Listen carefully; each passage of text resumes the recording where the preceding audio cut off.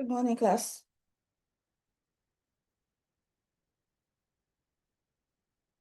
Good morning. Good morning, ma. Good morning, Okay. madam. How is everybody today? We are fine, man. You? We thank God. We are fine today. Okay. Fine. Are you? I'm very well, thank you. How many of us got the material for today's class? Come on. Did you get the material? Did you get the slides? Is it for strategy? No. Today's class. No. No, ma. No, ma. Ruth, what happened? The material has been posted to the platform since last week, Saturday. It has been posted since last week. Okay. Wow. Because I was expecting that at the very least, most people would have gone through the material. I think that was the strategy, communication strategy. No, we posted one. So we posted the Nothing that, ma. skills and strategies, and then we posted We have gotten that, ma. Okay, very good. Very good.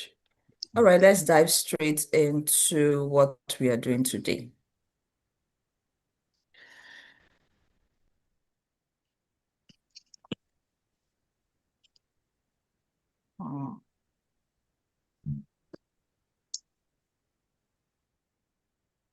If you can see my screen, please confirm.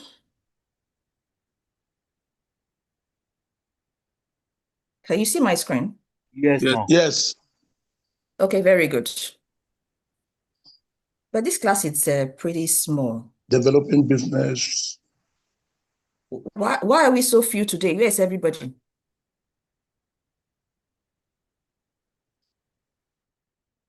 Ruth. Others are streaming on YouTube, Oh, okay. Okay. but some are still joining. Yes, they are streaming on YouTube. Okay, that's fine. So let's dive in straight. Developing business messages. We are looking at the writing process. First questions. Is there anybody here? Have you ever written something that somebody actually commented on, very positive comment, maybe any aspect of what you wrote for any reason? Have you received a commendation for anything you wrote before?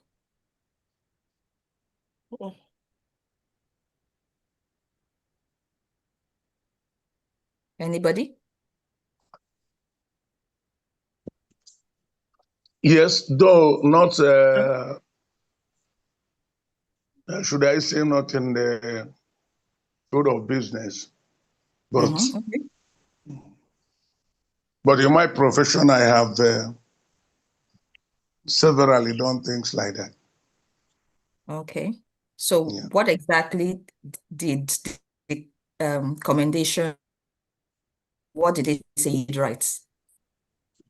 Well, the commendation I got was from a big man, who, after reading my write-up, commended me and said that I should publish it on our platform for everybody to read and to, be guided appropriately. And which I did. And so many other persons started commending me, and that is that. So it's really I've done things like that, but I Okay. don't know. Yeah. But I know that in every business, there is a process of communicating and writing business proposals. I'm a freight forwarder, so most of the time we write business proposals or applications to various firms, shipping companies, terminal operators, customs, and all what have you. So many government agencies, even NDLA, and stuff like that. So I don't know how that meets what you're about to teach us. Okay, that's fine. Yeah. Basically, no, it's quite true.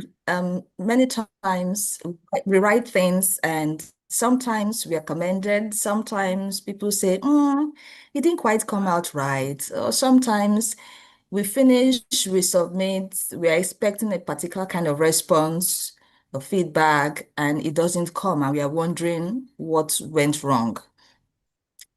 What we need to understand is that writing itself is a skill. Every skill, Yeah. well,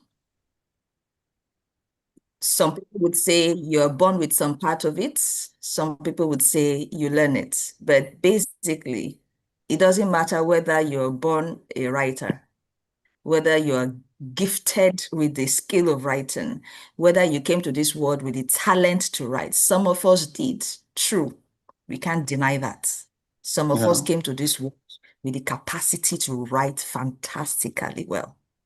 But in spite of that, irrespective of where you started from, anybody can learn to be a great writer. And that is the honest truth. It might take a bit more effort, true, just like any other thing that you want to learn that is not your thing by default. But if you put in the right effort, the right commitment, you can become a great writer. And that is what this whole thing is about. How does a person who may not necessarily have been born with a gift or talent of writing become a great writer? Write different kind of business documents, different kind of business messages, whether short messages or extended documents. You can learn the skill once you understand the process. How does writing itself happen?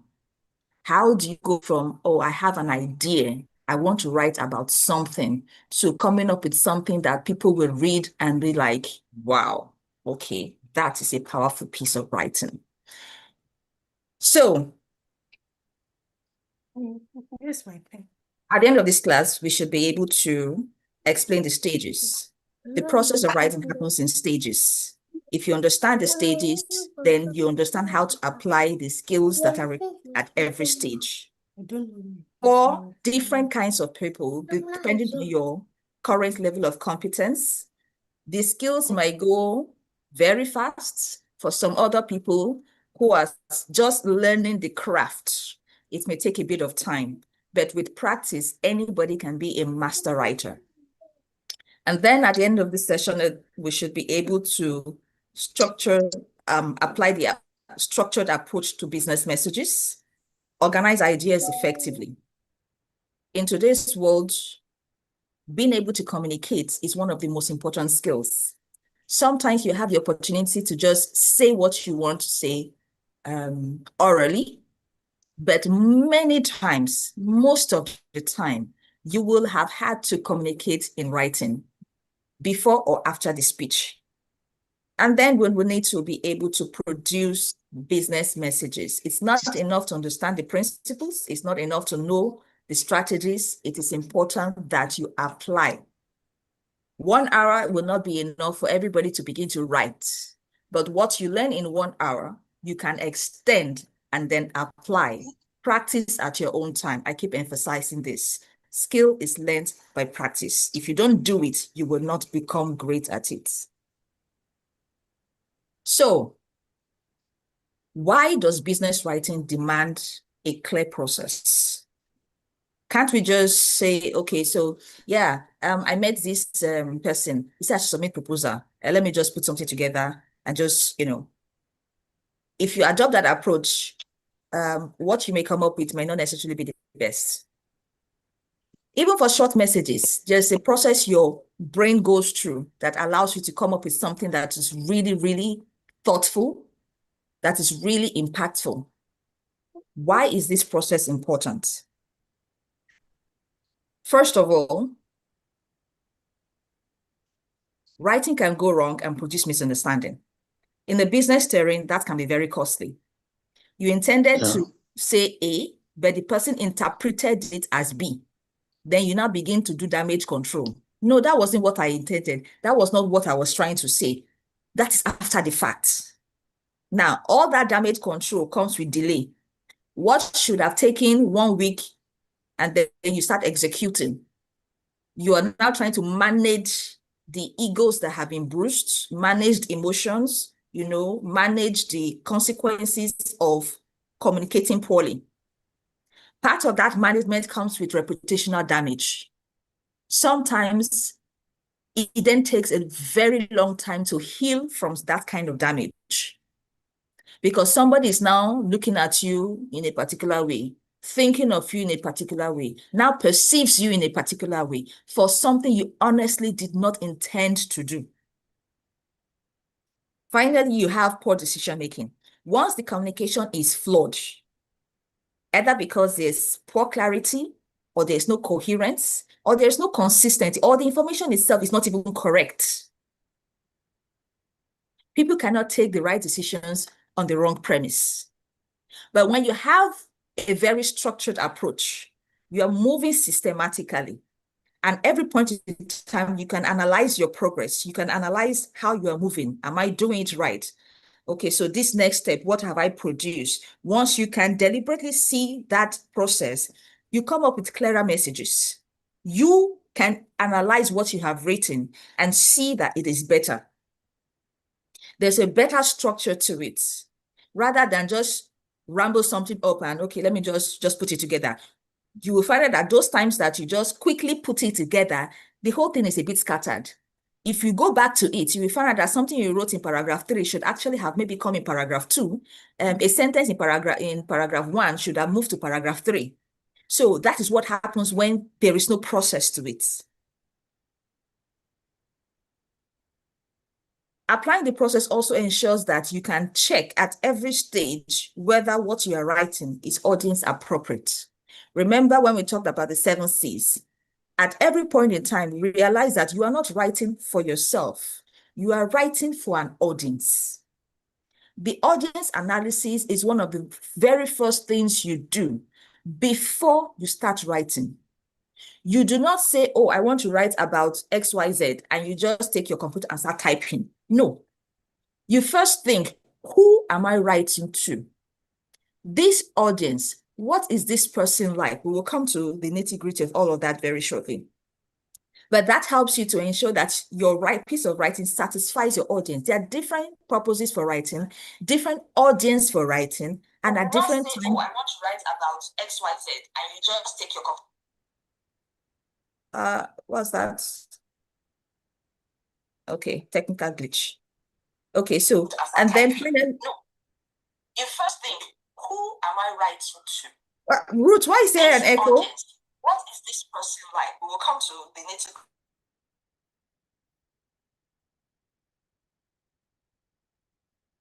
Okay, can you hear me now?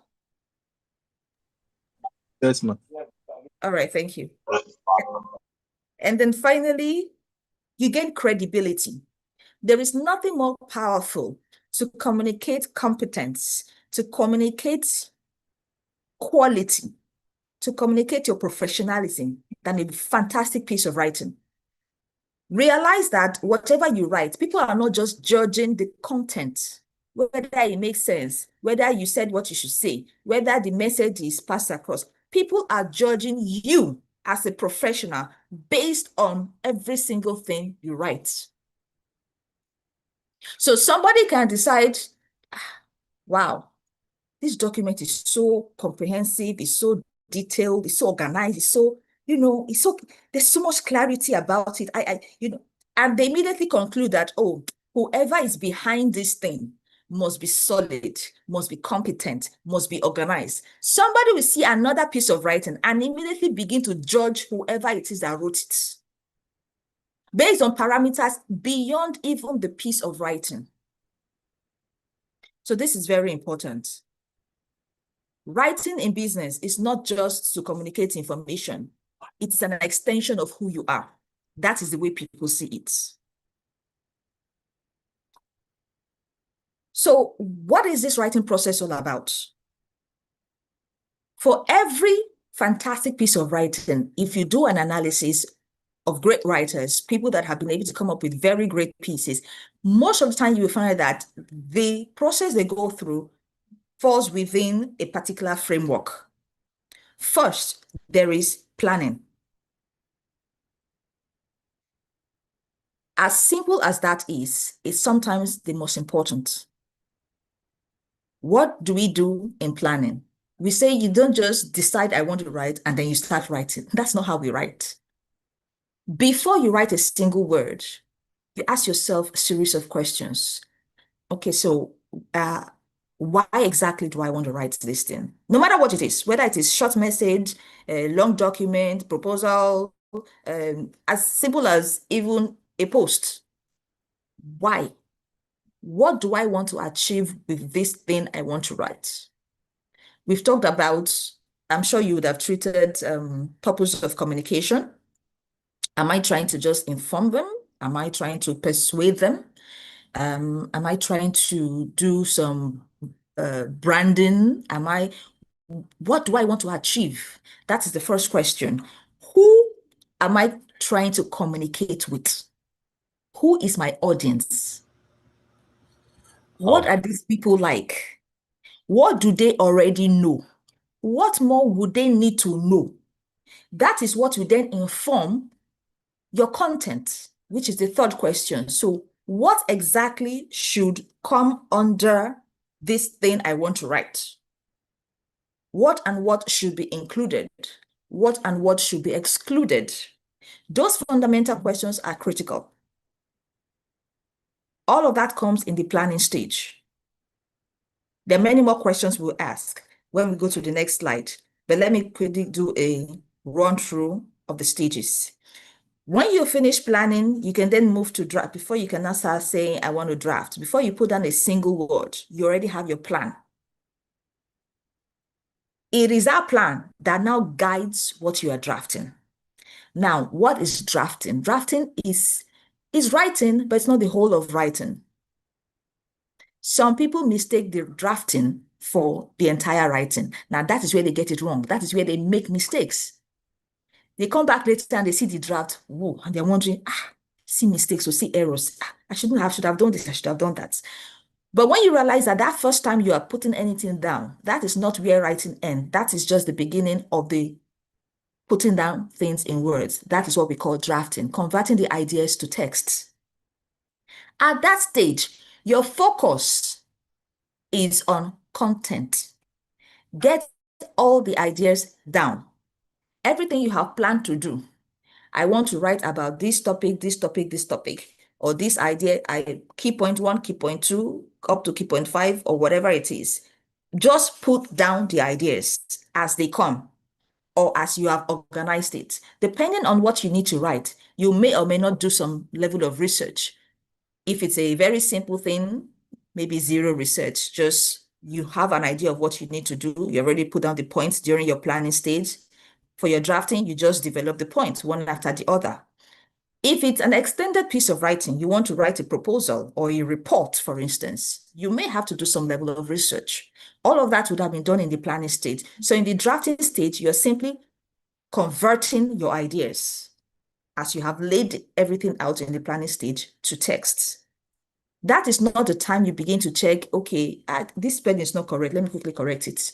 Or there's no full stop here. Okay, let me put the full stop. Once you begin to get distracted by mechanics, perfection issues, you may lose track. You may get so distracted that you will literally forget what you wanted to write. It happens. And many people fall into that trap. Drafting is not perfecting. Drafting is simply put down the ideas. After that, you move to revising. It is in the revising stage you can now begin to fine-tune, improve the quality of what you have put down. Sometimes you might have put down an idea and you read it in the drafting, in the revising stage, and it's not quite hitting the nail on the head. And then you begin to think, how can I reframe this thing? Okay, you know what? Let me move this sentence from this location to this location.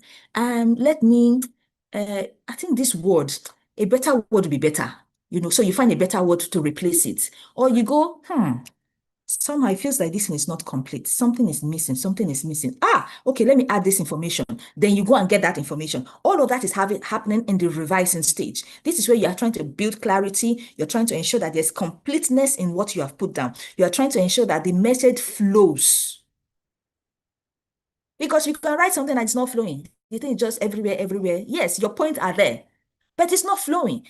There has to be a flow, a natural progression, so that the mind captures it easily, moving from one phase to the next, moving from one paragraph to the next. That is what happens in revising. Even at this stage, you are not yet perfecting. You're simply improving the quality of the content itself.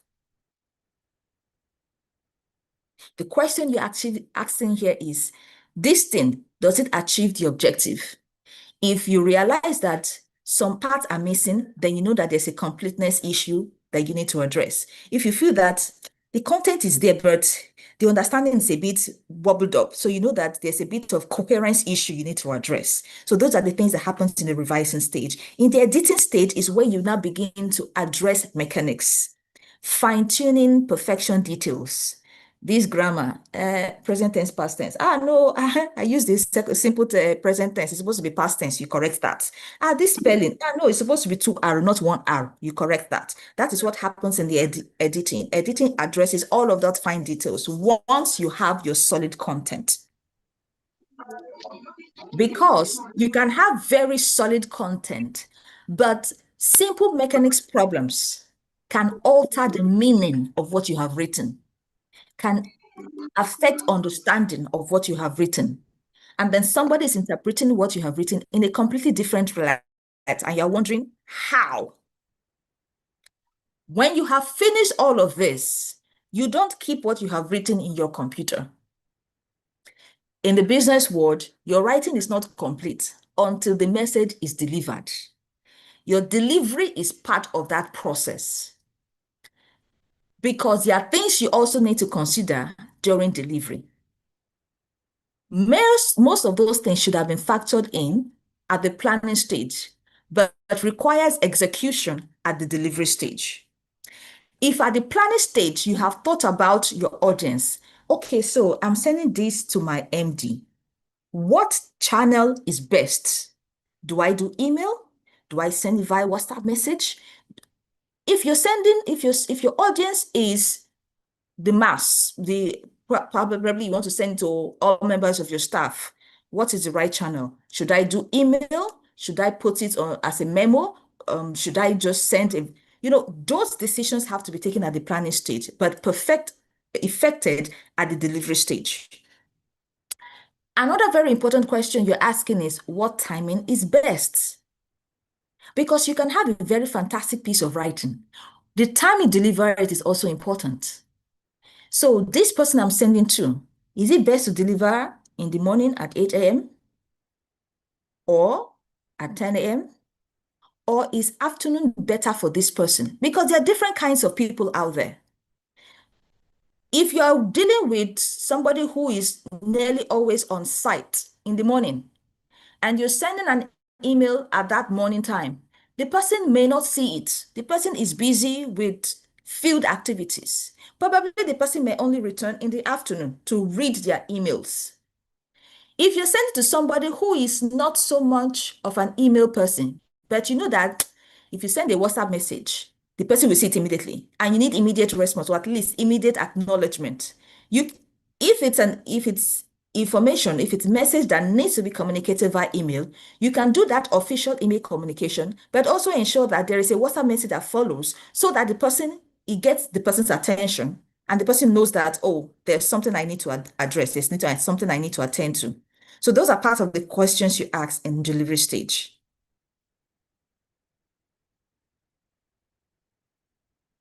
Are we making progress? Is that clear so far? Yes, Yes, ma'am. ma'am. Very good. Yes, ma'am. Okay, so let's do a bit of detailing. So we've talked about why you're writing, the purpose of writing. We've talked about who you're writing to and the questions you need to ask. What do they know? What do they need? What is my relationship with these people? We've talked about what must be communicated, what must be included in the message, and what may be excluded. Remember, you cannot address everything in one message. It's not possible. So focus is important. Being concise is important. What channel is best? Should I do a memo? Should I do a report? Should I do a WhatsApp message? Should I post it on the notice board? All of those questions must be answered in your planning stage. We say it is the most critical. If you get this stage wrong, I promise you, you will just be struggling, going back and forth on the documents and be wondering why you're taking up so much time. Some people will write something in 30 minutes, it's a fantastic piece. Some people will be there 3 hours and they don't even know why the thing is not yet ready. Sometimes it's as simple as the quality of your planning.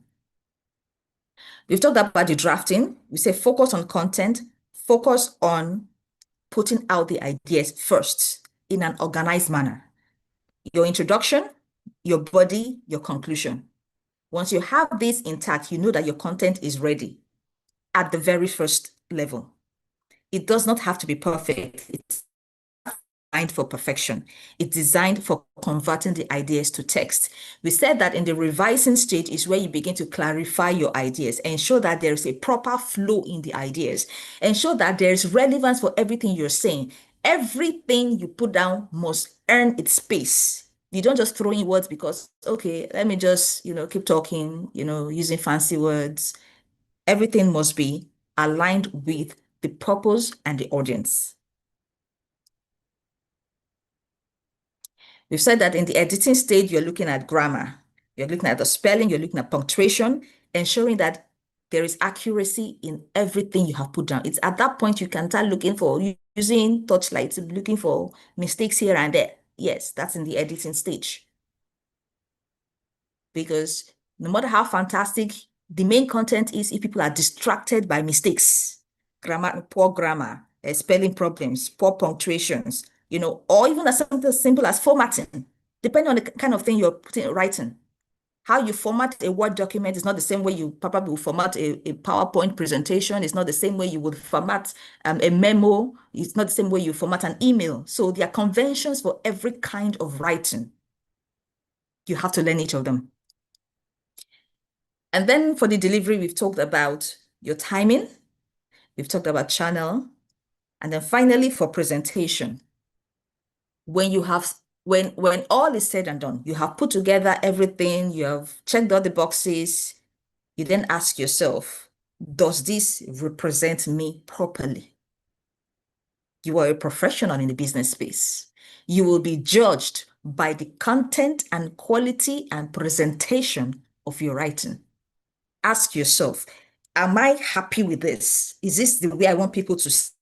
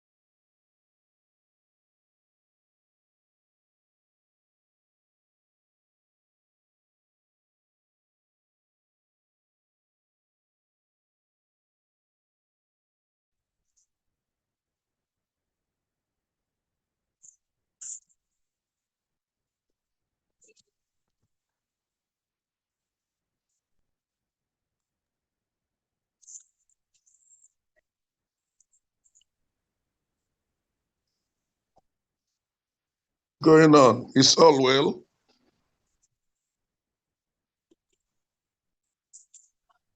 Her network went off. She's trying to join again.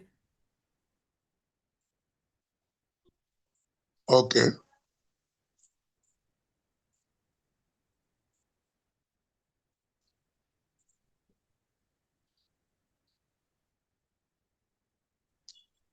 We have very poor turnout of students today.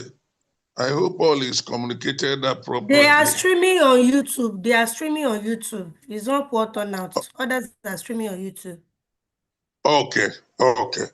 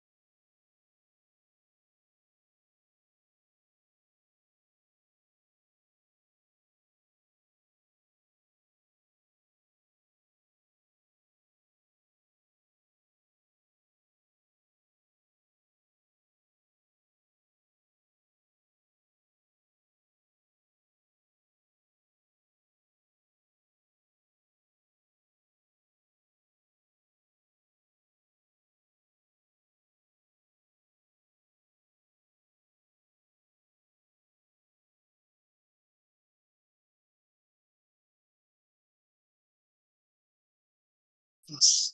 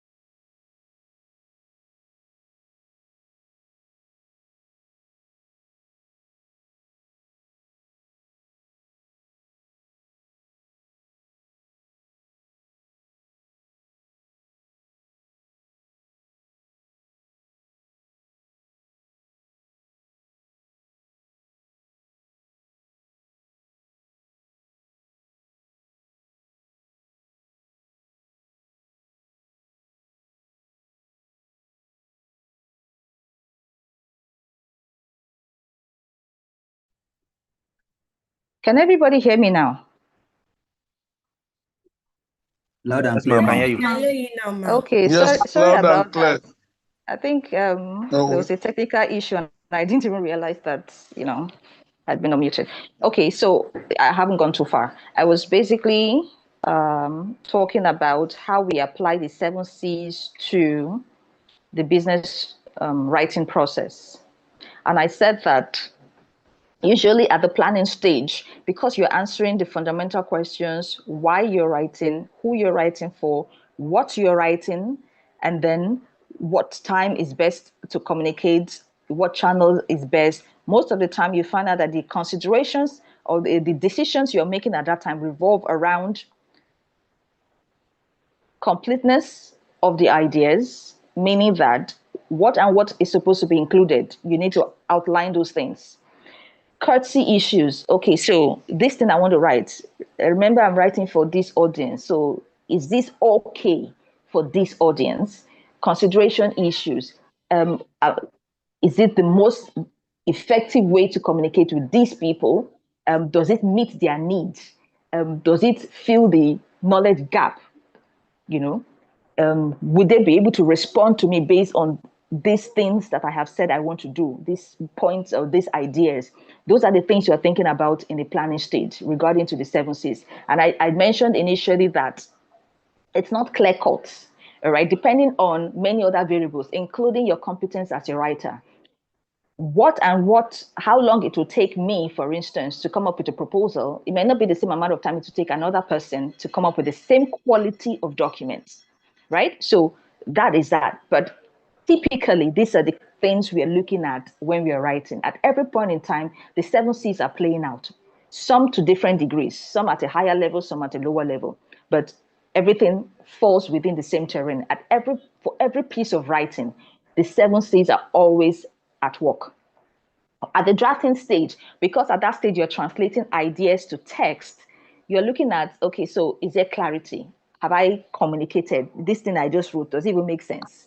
Okay, so you're asking questions about concreteness. Have I been able to use vivid example? Instead of saying, we made progress, why don't you give us the exact number, give us the statistics, give us the real details of how you came about concluding that you made progress. That's concreteness. So that's what happens in the drafting stage, basically.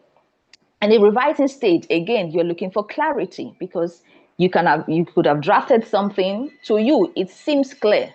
But when you go and read it again, you begin to see, okay, it's not, in a way, it can be better. It may not be saying exactly what you want to say in the exact way you intend to say it. So you look at that. Again, in the revising stage, you're looking at conciseness. Have I used too many words to say the same thing? I mean, am I just beating about the bush? Those are the questions you're asking. Okay, can I trim it to be more succinct, to be more concise, to just hit the nail on the head without, talking too much? Those are things you'd consider in the revising stage. Completeness is also a very key consideration factor in the revising stage, because that is when you determine, have I said everything I need to say? Is there something lacking? Is there something I need to add to give flavor, to give concreteness, to give accuracy, to strengthen the message? In the editing stage, you're looking at correctness. That is your number one priority at the editing stage. Correctness. Is the grammar correct? Is it saying exactly what it needs to say? Because, this is where you need to be careful. If you rely on technology tools, say you're writing in Microsoft Word and you say, okay, the spell checker and the grammar tool will do that work for you. You may be disappointed because a perfectly grammatical correct sentence may mean something different from what you actually intended. It happens. Two words can have the same spelling, but different meanings. And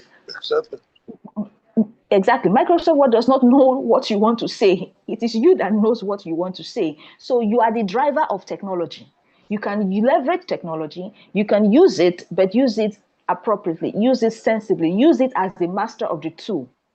Don't delegate your power to technology. So that is important.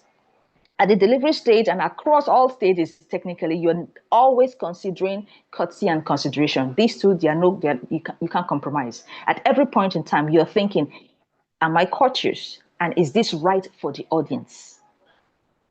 Is this right for the audience? Will I get the feedback I need framed in this manner? Sometimes you can write a perfectly grammatically correct sentence, but it is very socially inappropriate for a particular audience, even when it may be perfectly okay for another audience. This is very important, and this is where people get it wrong. Language is very contextual, it's very culturally sensitive, and people respond differently. Cultural differences are diverse. People of different ages, people of different gender, people of different educational background, people of different cultural, ethnical backgrounds will interpret messages differently. And so that audience analysis is critical. At every point in time, you must check to ensure that your message is audience sensitive. Now let's look at some common writing problems. Typically, some people struggle with lack of clear purpose. Like I said, if you don't get your planning right, every other thing will be a struggle. You need to answer the question, why? What do I want to achieve? No flow. You know, yes. What do I want to achieve? Do I just want to give them the information to, to sound intelligent? Or do I want them to, change their behavior? Do I want them to take action in this particular direction? Do I want them to change their perception? Do I want, those things are important. That is what informs what you write and how you write. Another very typical problem is lack of organization. And that again happens when there's no proper planning and when you don't follow the process. When you just say, I say, we just to just quickly write some, let me just quickly write it. You find that you're just, the ideas are there, but they are muddled up, just everywhere. Number one should have been number four should be number three, it just started like that. People will notice. Poor organization is one of the critical problems. How do you fix this? Outline. That's part of planning. Outline before you start writing. You must have a clear path and proceeding from this to this to this. It is very important. Yes, the better you get, the easier your planning process will flow, the faster it will be. But you must have mastered the process itself to be able to flow at that level. Another very important problem that comes up, excessive wordiness. You're using all the words in the words to say the same thing. One idea has taken a whole page, whereas you could have said the same thing in half a page and the message will be sharper. Once you start over talking, you lose people, get to it, say what you want to say, provide the examples you need to provide and move on. Grammatical errors is another critical problem. And this is what happens when you don't do proper editing. You say, oh, I've written it. It sounds, this is, all the ideas are there. All the ideas are there does not mean that it is sounding right to the reader. Remember, we said audience-centered. You're not writing for yourself, you're writing for somebody. That person you're writing for may not have the context that you have, may not have the previous information that you have, may not have the prior experience that you have. You need to guide them into that document in a way that they can understand it. And as simple as grammatical problems can alter the understanding of your message. Finally, failure to consider the audience across every level. Once you fail to consider the audience, you realize that you may be writing for yourself. So how do you address this? At every stage, make sure that you're looking at the tone, you're looking at the language, the level of detail. Is this coming across right? Am I achieving grammatical competence? Am I communicating socio-cultural competence? I'm sure you would have treated that in some other English class. So these are the things you need to look at to avoid typical problems with writing. You can have a fantastic idea, but if you cannot communicate it effectively in writing, you will have problems. It's just the way it is, because this is where the business world operates. Nobody may have the time to sit down with you, even if they call you for a meeting. At the end of the meeting, there will still have to be a documentation of the meeting. If you can't document meeting properly, that is also a problem.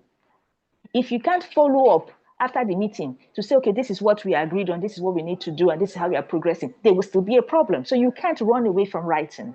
It is what it is, yeah? So we have some key terms that you need to familiarize with. You can go through all of that. So finally, let's look at key points to note in becoming great writers. First, understand that effective writing is a process. It's not a one-step thing. Oh, I want to write, I take my pen or I take my laptop, I write. No. If you don't follow the process, You may end up with ineffective writing, meaning that you do not achieve the purpose. You may end up with inefficient writing, meaning that you will waste too much time cleaning and going over it and rewriting and adjusting simply because you missed a critical step. So don't feel that, oh, I know what I want to write now. Let me just, no.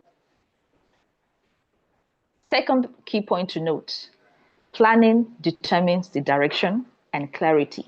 Planning is critical. If you get it right at the planning stage, every other thing becomes easier. Trust me. But if you do not plan right, it is in the middle of, after writing 2 pages, you'll not be asking, this thing, is it really sounding like the way it's supposed to? No, let me, you then begin to correct and, waste too much of time, Third, revising improves effectiveness. Don't assume that you have put down the draft. Yes, you have written it. That is it. No, you must go back to what you have written to revise. Usually it is effective when you have a draft that is some level of makes sense to some level. Your revising becomes easier, and you must have key things you're looking at for in your revising. We said that you must be revising for content completeness. Have I put down everything that needs to go in? You are looking at conciseness. Have I used too many words? Cut out some areas, shaping some areas. Is there flow in the thing I have written? Or are the ideas muddled up? They are there, but they are scattered and all over the place. Those are the things you need to consider. We said that at every stage, apply the 7 C's. You see, those 7 C's are like your Bible for communication. At every point in time, you're asking critical questions. Across the board, have I been cautious in what I want to say? Have I considered the audience? And at specific stages, have I achieved clarity? Have I achieved completeness? Have I achieved coherence? Have I achieved conciseness? You ask all of those critical questions as you proceed. Finally, we say good writing is a direct reflection of you. Yes, if you send a document from your company to another company, that is even a further extension. So it's not just an extension of you, it's an extension of your organization. You're going to say, that's a ABC company. That is how they write in that place. So they are the ones that sent it to. They're already making conclusions about you. If it's an internal thing, you send it to maybe another department or you send it to your supervisor or somebody, they're going to just say, well, if it's a fantastic piece of writing, this guy is sharp, he's very intelligent. He does forget about whether you will know so much. Once your writing looks great, everybody assumes that you're a superstar. Everybody just concludes that you know what you're doing. But no matter how good you are, if you can't communicate it properly, they don't know how good you are. All right? So, recap. We said business writing is process driven. Follow the process and you won't get lost. You won't need to waste too much of time. Your messages are more likely to be effective. We say planning is the most critical. Don't assume that it's a waste of time. Please take it seriously. All right? Define your purpose, your audience, the content, what really you need to write, the timing of the message, and the channel it must go through. Drafting stage focuses on content, not on perfection. Leave perfection for the editing stage. Revising comes after your drafting to clean it up, to make it better, to make it stronger, to make it concise, to make it flow better. At the editing stage, you then look out for the correctness of everything you have put down in terms of the grammar, in terms of spelling, punctuations, and those fine details. And then finally, apply the 7 C's across every stage. As you're writing, you're asking yourself these questions. You finish drafting, okay, what have I put down? Look at your planning, look at the bullet points, look at the outline. Have I addressed every point? Okay, so let's move to revising. Make it better, make it stronger, make it flow better. And then move to the writing stage. Look at, at every point in time, have the 7 C's etched on your mind. And that's how you go through the process of writing.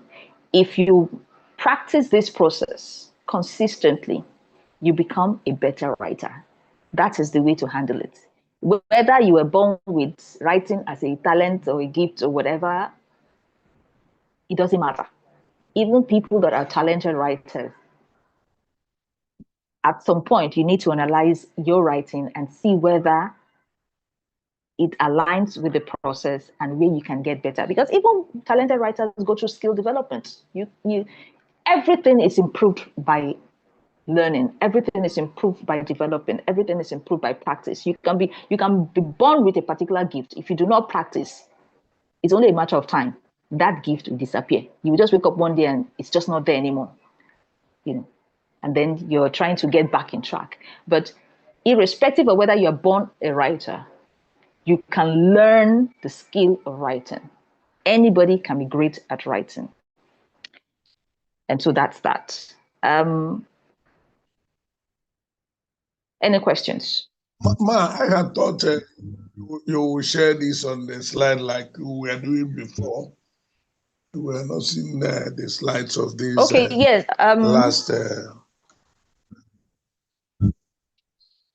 I had to log off from my systems, well, after the technical issue, but I was hoping that, everybody already has it. It's important now that is editing the same thing as proofreading? Okay, so editing and proofreading is it the editing is a broader term, right? Editing, there are different kinds of editing. Sometimes you're editing at higher levels, like at grammar levels. You're doing grammar level editing, looking at the sentence construction. There's some noise in the background. Hello, who's that? Thank you. So when you're doing grammar level editing, for instance, you're looking at your sentence construction. You're asking yourself, this sentence, is it speaking to the issue, saying exactly what I want it to say? Sometimes you're doing editing at miniature levels. For instance, you're correcting punctuation. This place I put a comma. Is it supposed to be a comma or a full stop? Okay, this other place, is a comma better or a semicolon? Or, those at that level, some people for finer details would refer to it as proofreading. You as a writer, for instance, you must go through that basic editing stage. Proofreading is some kind of editing, just at a very miniature level. Proofreading does not go beyond punctuations, for instance. Somebody's talking there.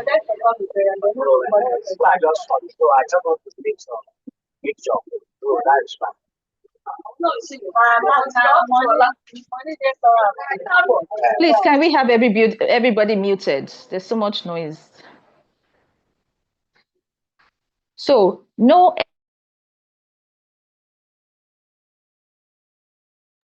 The lecturer have been muted though, please.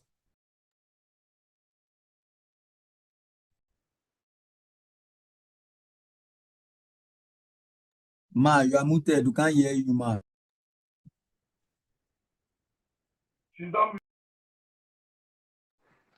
Okay, can you hear me now? Yes, ma, we can hear you now. Thank you very much. Okay, so I was saying that proofreading is at very miniature level, looking at the finest details at the very end of your editing, where you're looking at spelling and punctuation. But when you are trying to correct core grammar, say sentence level issues, is this sentence correct? Is this sentence, correct in terms of the detail? Is it correct in terms of the expression?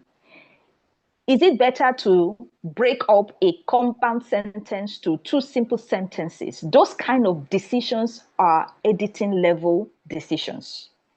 Proofreading is at the tail end where you're looking at the tinier miniature details of typical spelling errors or punctuation errors. Okay, I didn't put a full stop. We're supposed to put a full stop and things like that. Those are proofreading things. So you can call it two different things for the purpose of technicality. But proofreading is not exact, does not cover everything editing does. Have I answered your question? Well understood. Yes, No, ma'am. you have. Okay. All right. Any other Can I go? question? Can I go Yes, please. next? Yes, please. Uh, how can the organization, or let's say small businesses in Nigeria, increase their communication skills? How can small businesses improve their communication skills as an organization? Is that the question? Is that the Yes, question? yes, ma'am. Okay. An organization is an entity, but an organization is also a living thing because it is people that run the organization. So if an organization wants to improve communication, the question is really how do the people in the organization improve? Let's begin from the very beginning. First, what is the vision of the organization? What is the culture of the organization? What are the deliverables of the organization? What is the hiring process of the organization? And what is the development process for the people in the organization? Once the organization identifies that, you know what, yes, communication is very important. We need to focus on this. We need to pay attention to this. The next question, okay, so is the strategy. How do we go about this? First things first, you're hiring. If you bring in people who are already good communicators, I mean, your hiring process, communication should be one of the things you're looking out for, no matter how the size of the organization. But if the organization is at such a level where technical competence too greatly overrides other things. You're looking for who can actually get the job done. At that point, you are not yet thinking, can the person communicate properly? He knows the work, Abby. Okay, come inside. Well, that is a bit of a challenge with small businesses. But can the person improve? Yes. Or can there be other strategies? Yes. The person doing the core technical work may not be the person doing interorganizational communication. Most of organizations, at least at some certain level, will have communication departments responsible for outbound external communication because they understand the gravity of what can go wrong if communication fails. But within the organization, if you're a small organization and you are maybe unable to, because of budget constraints, hire people who are both technically sound and good with communication, and so you have to make the compromise of choosing technical strength over communication capacity, then you may then find yourself having to upgrade them. Everybody can be upskilled unless there is no core foundation. You know that if you're trying to improve somebody's, if you're working with, I don't want to use label some people, but you know that there are some people that perhaps may not even have foundational education. Maybe they didn't go to school, and so they can't even communicate at the basic level. All right, but they know the job. They can fix the wire. They can, do many jobs, they can do certain technical things, but basic communication is just not their area of strength, and it will take you so much to be able to fine tune them. Then you can have an intermediary, somebody who can get the core oral details from that person and translate into text. If those kind of people will simply not be able to come up with a great piece of writing, or it will be too expensive for you as a small organization to train them to such an extent that they can communicate in writing on their own. You can hire somebody to do that. It doesn't have to cost so much. You can get one person who can translate or put everybody's ideas in writing, if that is critical for your organization, depending on the kind of organization you are running. Remember, I started with what kind of organization it is, what is the vision, what exactly are your deliverables. The kind of activities you do in your organization will determine the kind of writing that is required, or how elaborate the kind of writings are required, or how prestigious, professionally clean the writing is required. If it's just internal communication that allows you to, at the very basic level, understand what somebody is saying, you may not have too much of issues with that. But if you need something that is really professional standard, even as a small organization, you can get somebody else to do that work if your core team are, it will take you too much, to cost you too much to train them, to be competent in writing. Anybody can be trained, but cost implications would differ depending on how you have hired already. If you have hired somebody that can't even put a sentence together, you know that it will take you heaven and earth, but it's doable, but it will cost you something you may not be willing to pay. If you have hired at a particular level that, okay, the person just needs some brush up, the person can do some courses, the person can practice on their own, the person can learn how to write. It's a matter of conviction and dedication. You can decide that, okay, 1 hour every day, I want to commit it to improving my writing. Go through that process, assign a mentor to the person or somebody the person can be accountable to. And over time, your staff begins to improve. There's improvement across the board.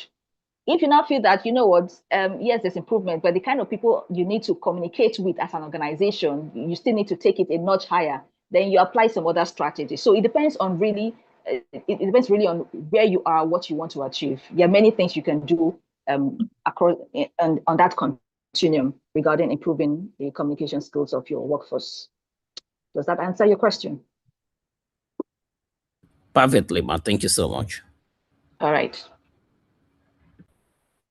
Do we have Thank you anybody very else? We have a question on very the much, chat ma'am. box. The question says, please, Okay. what is the number one problem of writing? I don't know whether there's a number one writing problem skills. of writing. You know that we went through a couple of common problems. So because we are different people, we are different writers, we are writing for different purposes, we are writing to different audiences, we are writing different content in itself. Problems will differ for different people, right? We went through a series of all of these common problems. Sometimes the problem with the writing is that it's not clear. Yes, there's some idea in it, but it's a bit muddled up. Sometimes it's about organization.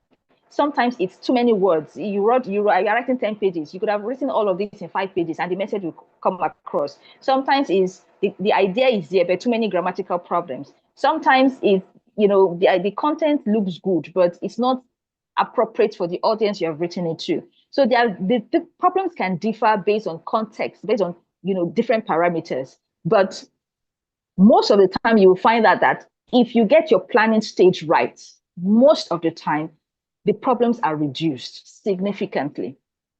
You get your planning right, and across the writing process, you are conscious of the 7 C's. You are less likely to make giant size errors or less likely to be ineffective in your writing. You are less likely to waste time.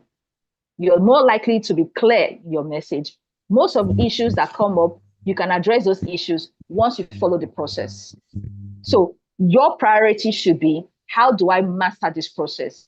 How much time or effort do I want to put into becoming a master of the writing process? That should be your focus. Leave the problems. Once you get the process right, the problems take care of themselves.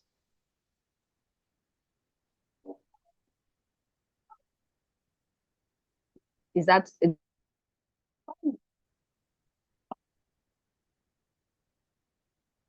hello? Can you hear me? Yes, ma. Okay, ma, I have a question. Yeah. Concerning the editing aspects, we're saying Okay. something. Oh, sorry.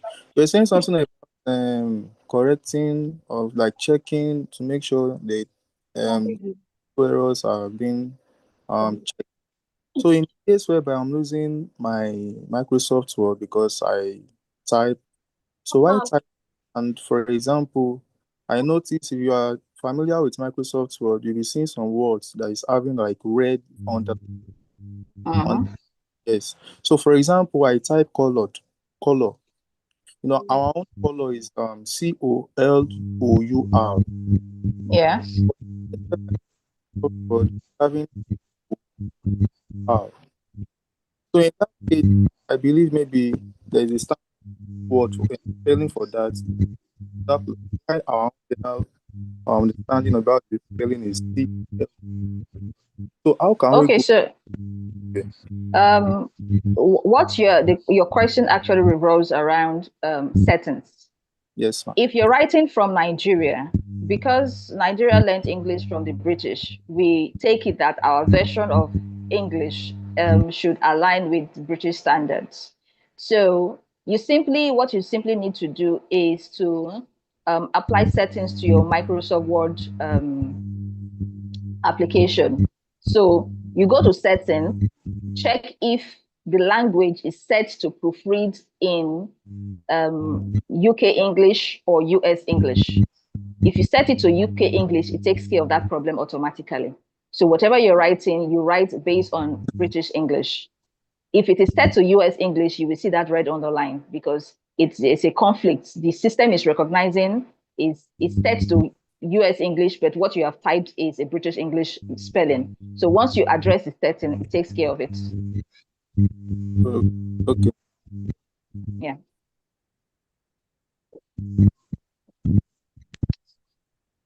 Okay, so if there are no other questions, I gave you some bonus slides you would have observed for those of you who have opened the slides. You can go through all of But that. I You hope don't you have are. those, you don't have some of those things in your module, but I feel that it's something you need to be conscious of.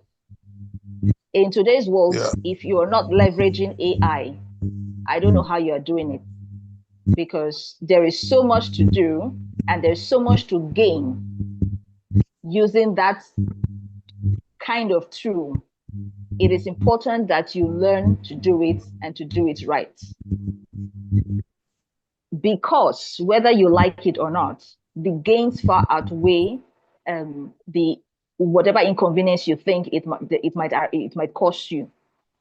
People who can use AI properly will do work faster. While you are there struggling with it for 3 days, in 3 hours they are done. In today's world, people are going to take decisions based on that. What it's going to take you so requires so much effort. Somebody else will do it effortlessly with AI. And so it is important. It's not in your course model. It is not going to come up in your exams. It's just a bonus for you to understand that this is something you need in today's world if you're going to thrive and succeed as a professional. So go and do that one on your own. The real world application is part of what you can, another way you can demonstrate, apply, practice what you have learned in the class. Take any situation and apply those principles in real life to real writing situations, real writing tasks. Whatever job you're doing, whether you're an employer or an employee, you will need to write. And then finally, I haven't posted your discussion for those application questions. I will post some of them as your TMA at some point. The discussions, I haven't posted them yet, but you have already some time to think about those things. Because communication is not what you learn in class and go and sit down. Communication is what you practice every day. It's your everyday reality. And so look at your everyday life, see how it plays out. Critique every communication situation you find yourself. It's very important. That's how you get to learn what you need to learn. And so, if there are no further questions, I think we've had a fantastic session, if you agree. Yes or yes? Yes, ma'am. Yes and yes, Okay. ma'am. Great one, ma'am. Thank you so Yes, much. ma'am. I really enjoyed your class. I'm glad. See All you right. next time. Enjoy your weekend. Thank you, ma'am. You too.